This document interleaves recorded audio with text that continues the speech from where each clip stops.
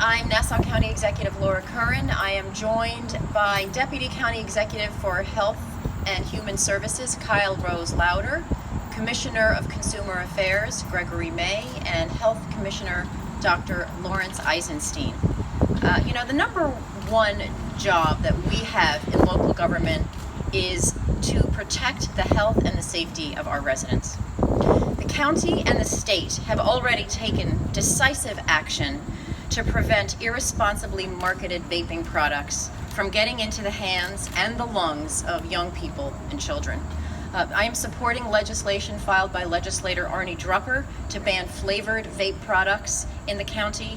Young people really weren't smoking cigarettes, regular old-fashioned cigarettes, that much anymore. So the tobacco industry is cynically hooking young people, hooking children with fun candy and fruit-flavored vaping products, and that is why I'm heartily supporting that legislation. I know the town of Hempstead is looking for similar legislation. Now we hear hundreds across the country are being hospitalized and sometimes dying from mysterious lung ailments caused by vaping. And the CDC says counterfeit vaping products may be associated in some of those cases. So in Nassau County, we are taking decisive action. In August, District Attorney Singas and the police department teamed up to investigate and take down a widespread counterfeit vaping operation worth $1.5 million. These counterfeit and black market products have made their way into delis, convenience stores, and gas stations. So today, we are announcing Operation Clear the Air. Operation Clear the Air, which was launched actually after a consumer with concerns about a vaping product he had bought. He came into our Office of Consumer Affairs, and that's how this whole thing started. It's a crackdown that's already underway to make sure that unsafe and potentially deadly counterfeit products aren't sold to unsuspecting consumers in Nassau County. I mean, we don't want anyone to vape, but if you're gonna vape, we don't want you taking this stuff into your body that we don't know where it comes from or what's in it. So far this week, the Department of Consumer Affairs, so that's Greg May and his team, have conducted a sweep of over 60 locations, including some in Baldwin, Belmore, Freeport, Rockville Center, Mineola, Oceanside, and Westbury. This sweep so far has yielded about 15 violations prohibiting unfair trade practices, and we expect that number of violations to rise. Each violation carries a penalty, a maximum fine of up to $5,000. Our investigators found e-cigarette products with altered stickers intended to safely present the products as approved for sale in the United States. Several products were found to include stickers from Canada, including a product warning and information in English and in French. This is one of them right here. And as you can see, in Canada, they have the skull and the crossbones as a warning against smoking. It also has the instructions and information in English and in French. Here's one where they tried to cover, you want to hold this one up? They tried to cleverly cover it with a sticker, but if you peel the sticker off underneath, it's the same thing. So not only were these products not properly reviewed for sale in this country, there's no way of knowing if they were actually approved for sale in their country of origin. We don't know that.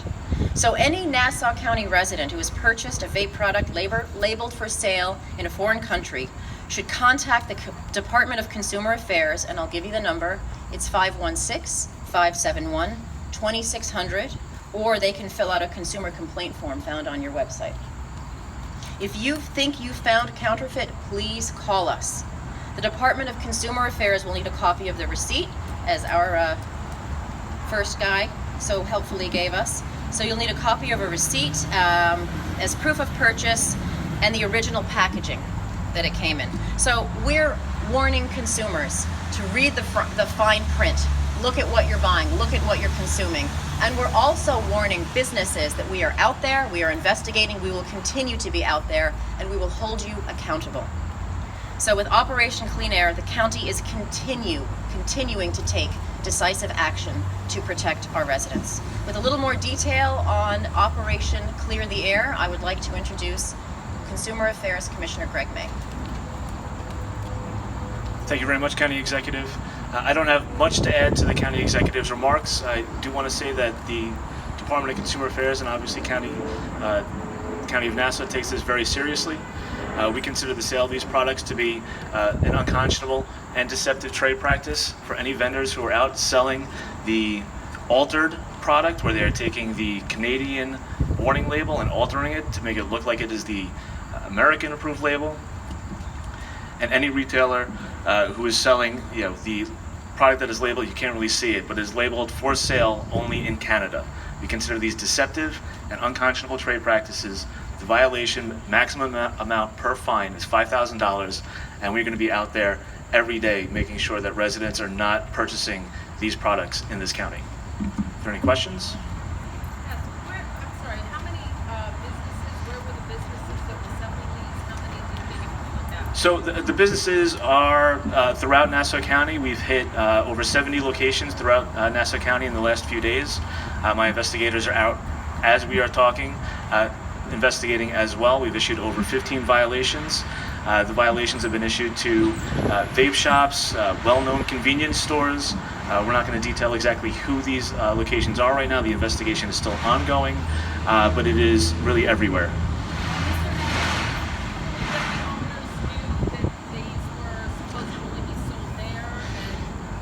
So I had an opportunity to contact a representative from Juul a few weeks ago, and they indicated that any of these dual language products are intended only for sale in Canada.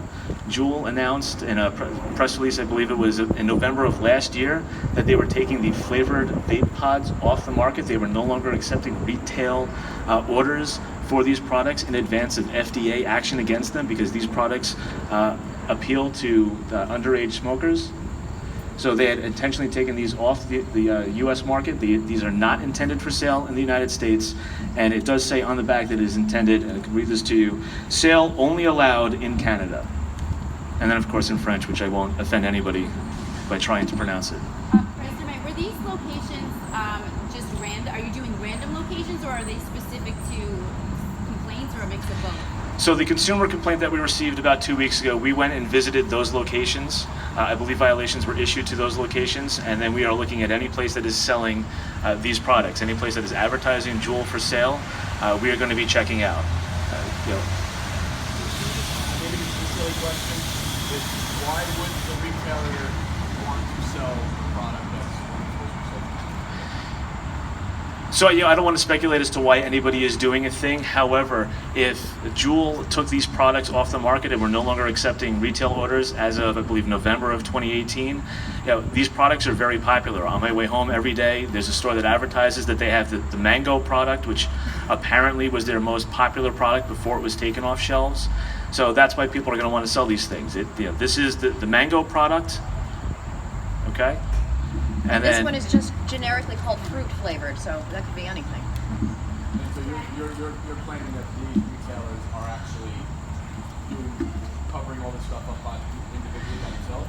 Or? So that's the subject of the investigation. This product clearly has a sticker that was probably printed off a computer that is hiding the Canadian warning label, which is the skull and crossbones. We believe this to be deceptive. This product, you could clearly see the skull and crossbones, the poison control. This is what alerted the consumer that this might be a counterfeit product. Why would he buy something clearly labeled as poison and ingest it?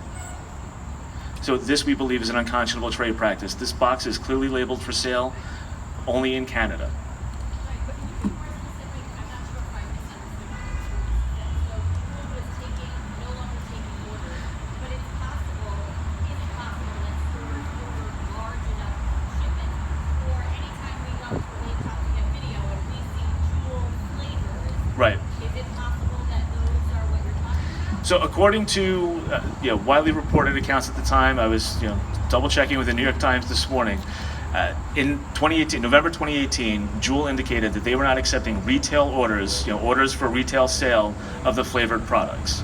It is possible that stores stocked up on these products in anticipation of the cessation of those sales and are currently selling legal U.S. product. My investigators have found mango flavored Juul pods that are labeled for sale in the United States. Okay, we are concerned that those may still be counterfeit. But it is possible that those were legally purchased, approved by all federal regulatory agencies, and despite the obvious concerns about vaping, are otherwise approved for use. Although obviously, as the county executive said, we're not recommending anybody vape. So it's not that any time we go to a store, like I was in a store yesterday. Right. Now I know I literally took the Magno off the shelf. There you go.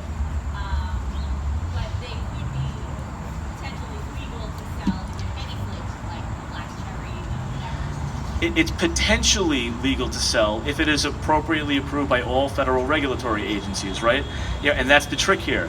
This says it is for sale only in Canada. Anybody who's even reading this box might think that this is approved for sale in Canada. I don't know. They don't know. But there's an indication here that it is safe because you think, oh, well, Canada's approved it. Maybe Canada did approve it. Maybe they didn't. Maybe that this box bears a number of marks or blemishes that would indicate that this is counterfeit, but is being passed off as, no, it's not counterfeit. It's Canadian. It's safe. Just one more thing. Nobody knows that. So the state says there are to be no sales of flavored vaping products after October 4th. October 4th is the end date, where they're no flavored, whether you've stockpiled them, no matter where it's from, you can't sell it after that date. And we all like Canada. Canada is a nice country. So you might think, hey, if it's okay in Canada, it's okay for me. However, we don't know if it's even been approved in Canada. This could be counterfeit coming from Lord knows where. We don't know. Rick, can I just to confirm, I'm sorry, Sure. is it possible that stores are buying them already, like the sticker over already, or is it your claim that these stores are individually doing this after they bring the product? It's certainly possible that whoever their wholesaler is doing this. They'll have an opportunity to tell us that when they're addressing their violations they've received. It's up to the stores, retailers themselves to make sure that they're selling. Yes, they are holding out this product as safe and available in the U.S. market, and it is clearly labeled for sale only in Canada, and some of them are absolutely being altered to deceive the consuming public that this is a safe product. The Skull and Crossbones poison control warning is what brought this to our attention in the first place. Our consumer thought he was buying poison. But Greg, even after October 4th, you're still going to send out investigators? Of course, absolutely. Even after the state deadline, obviously we hope that all retail locations are complying with state law. Anybody who continues to sell the flavored vape products in contravention of state law will receive violations from my department under our prohibition on unfair trade practices. Like the 15 violations, did you say how many stores those were at? Were there 10 in one store? Or were there... So we're issuing one violation per store per flavor sold. Obviously, the $5,000 is a significant fine for this. If we were going to issue a $5,000 violation for each box sold, while we can certainly do that, it might be punitive to a point that is an issue, right? So currently we are issuing violations per flavor sold. Any stores that have received violations can anticipate seeing us again in a few weeks. If they've not cured the defect, we'll get another violation. Thank you very much.